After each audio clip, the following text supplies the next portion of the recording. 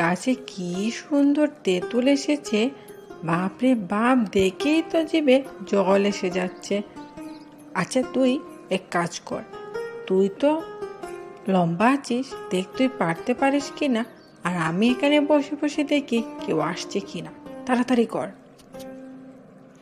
আরে কি যে বলিস না, এত লম্বা আর হলাম কই, কত উঁচু দেখেছিস গাছটা।